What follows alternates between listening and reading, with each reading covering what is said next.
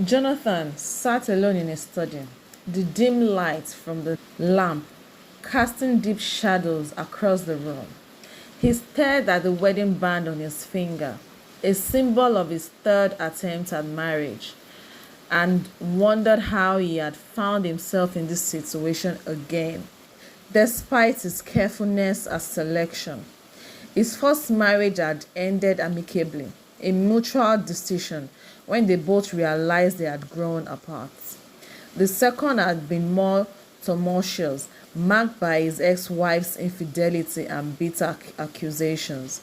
Now with his third wife, Veronica, he felt trapped in a cycle he couldn't escape. Veronica was Janet's best friend. Janet is Jonathan's sister. They had been friends since their first year at the university. Janet saw Veronica as a peaceful and virtuous woman, befitting her peaceful brother.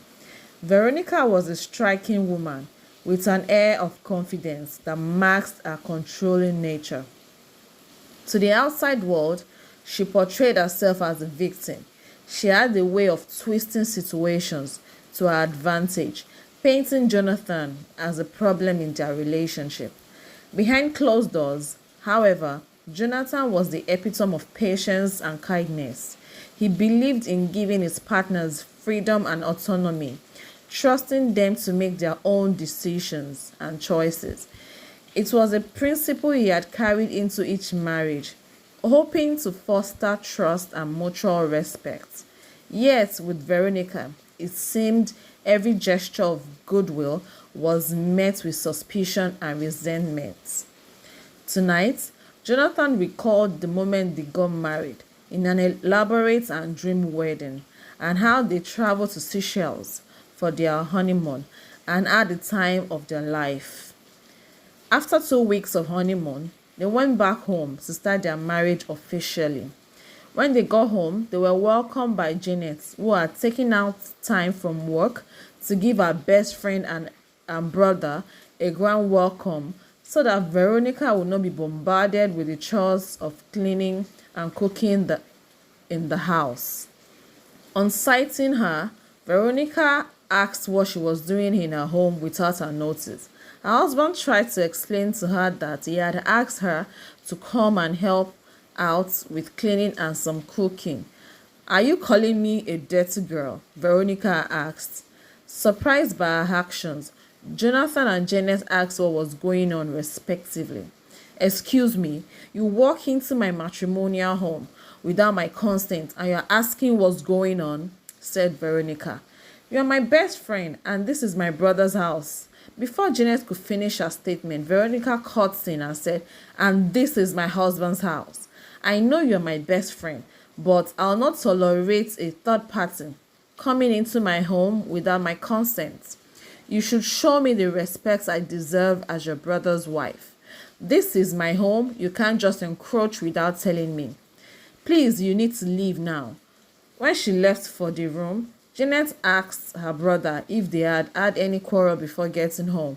Her brother said not at all, that he is also as confused as she is, but will find out what the problem is. As Jonathan was heading to the bedroom with their luggage, he heard Veronica calling him and shouting at the top of her voice. When Jonathan got to her, she told him she was looking for a new Chanel purse, that she had searched everywhere for it but couldn't find it. She suspects Janet took the purse. I'm sure her purpose was not only to cook and clean here. She must have searched through my things and stolen my purse. I need to go and search her bags. I cannot let my expensive purse go like that, she said and proceeded into the guest room where Janet is staying. Janet tried to defend herself, but she wouldn't listen. Both Janet and Jonathan followed her with curiosity. When they got to the room, Veronica searched through Janet's bag and brought out her purse. "Is this not my purse?" "I said it. I knew she only came here to steal my things." Janet said, "Why would I steal from you when I could have asked you?" Janet, who has been quiet the whole time, watching as the drama unfolds, asked her, "So you found your purse now. Can we go back to our room now?" She replied saying, "So you're taking sides with your sister? Is it because she is your sister? She must leave this house today." Jonathan held her hand and took her away to their bedroom. When they got to their bedroom, Jonathan closed the door and told Veronica, who was still shouting at the top of her voice, to listen to what he had to say. That he knew he made the theft allegation up to frame his sister. But for what? On hearing this, Veronica continued to shout again, spewing all sorts of rubbish. Jonathan said, "Same purse you used in Seychelles a few times on the same honeymoon they just came back from suddenly got stolen by his sister who didn't go on honeymoon with them, just to prove what?" On hearing this, Veronica became a little cold and returned to being hot when Janet, who held all their conversation, burst in to confront her. She replied saying, "And so? That doesn't change the fact that you need to leave my house," she said without any remorse. Afterwards, Janet left their home. At dinner, Jonathan tried to bring up the conversation about what happened earlier with his sister, but Veronica insisted in a frightening manner that she wouldn't talk about it, that she spent hours preparing dinner and all he wants is to talk about his sister. Jonathan tried to continue the conversation, but Veronica got up and cleared Jonathan's food. That it means he is not hungry, but only wants to talk. She took the food away. Jonathan, who was wondering what he had done wrong, decided to make peace by apologizing and asking for the food back. But Veronica wouldn't budge. They both went to bed hungry. Before they slept, Jonathan asked his wife what he had done wrong to deserve all this maltreatment. He needs to know so that he can make amendments in order for them to enjoy their marriage together. This was not how we started, Veronica. We used to have a peaceful and quiet and lovely relationship. What changed? Veronica replied, "Why are you asking me? Are you saying that I am the problem in this marriage? You should ask yourself, since you do not want to listen to simple instructions." And she went on and on and on, but not making any sense with so much noise. That night, Jonathan went to bed even more confused, wondering what had gone wrong to his wife. While on this thought, his wife came to him for some warmth, but he told her he was not in the mood. Veronica pretended to cry until she got what she wanted. Veronica is a very manipulative person. 2 days later, Veronica called Janet her best friend, asking if they could hang out, at first acting as if there were no pending issues between them, until Janet recalled her memory and she replied, "Oh, that? Okay, I'm so sorry. It was just a test for your brother to know what his opinion would be on issues like that." She apologized and they settled, and later they hung out. Jonathan met up with his best friend Daniel and tried to explain everything he had been going through in his marriage. But Daniel doesn't seem to believe him. In fact, this time, Daniel seemed to be more convinced that Jonathan is the problem in his marriage. As a matter of fact, he has been the problem in the past marriages as well. He sees Veronica as a virtuous woman. That how can one man have problems with 3 women, resulting to 2 failed marriages already, and also have a problem with a woman like Veronica? One Saturday afternoon, as the couple were watching football, Veronica got up to go and get something in their bedroom. Jonathan remembered he left his phone in the bedroom and asked his wife to please come along with the phone. When Veronica brought the phone, she pretended as if she was going to hand it over to him and suddenly smashed the phone on the floor. Jonathan was surprised and asked why she did that. She replied saying, "Am I your house help? You sat there sending me on errands. Are your legs paining you? I thought you were going upstairs and I asked you to help me with my phone. Is there any problem with that?" said Jonathan. "But I got the phone for you, didn't I?" replied Veronica, and she walked away. Another day, Veronica walked into the living room when Jonathan was working on his laptop. He decided to go and get some water to drink from the kitchen. Veronica took the opportunity to scatter the well-arranged living room. When Jonathan came, she asked him, "Why is the whole place looking scattered. He looked around and replied that I didn't even notice. Of course you won't notice. After all, your maid here will clean up after your dirty self, said Veronica. Jonathan asked why she was talking to him like that.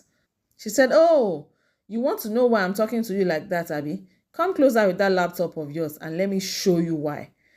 As she launched at her husband. Her husband quickly said, I'm so sorry. You were right and I am wrong. Let me quickly drop my things and come back and clean this place in order to avoid troubles. So she let go. The next day, Jonathan woke up early after wondering all night on how to make his marriage work. He made breakfast for his wife. When his wife woke up, she asked what was happening.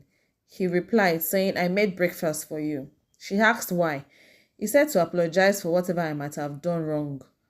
She said, oh, so that's why you came up with this poison to kill me this early morning.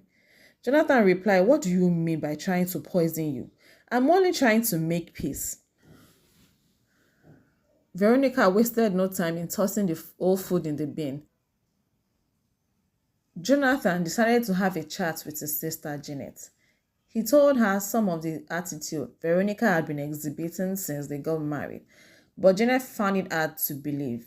His brother saying Veronica is the sweetest person she had ever met, that apart from the incident at their house, which Veronica explained to be a test on Jonathan, Veronica has been amazing. Janet called Veronica that she was coming to visit, that they needed to discuss something important. Veronica already suspected that her husband must have said something to her, so she wrapped a bandage around her wrist, pretending to be hurt. When Janet saw this, she asked what happened to her. Veronica replied saying it was an accident. Janet asked her if her brother had been hitting her. She said no, it was an accident, that he didn't mean to hurt her, acting like she was the victim in the marriage. Before Janet left that day, she told Veronica that it was okay to let her know if her brother was hitting her. She said no, that her husband is a good man, that he wouldn't hurt her deliberately. This was just a mistake. Shortly, Jonathan came home and saw the bandage on her wrist. He was surprised and concerned and asked what had happened to her. She said, so you went to report me to your sister, Abby? This is just the tip of the iceberg. When next you involve third party in our affairs, you will regret it. Later, Jonathan went to apologize to his wife so that there will be peace. Henceforth, there seemed to be peace in the house as long as he did what he wanted, until one night, Jonathan wanted to get cozy with his wife, but she declined at first. Jonathan decided to persuade her. All of a sudden, she hit a flower vase that was on the bedside drawer on his head. He shouted in agony. Veronica only said, didn't I ask you to stop? Jonathan got up to treat his wound by himself that night while she enjoyed her sleep. When he woke up in the morning, his wife said, look at your head now. Look at what you made me do. When a woman says no, you accept, but you men don't listen. He ignored her, and as he got up to prepare for work, his wife told him to call in sick.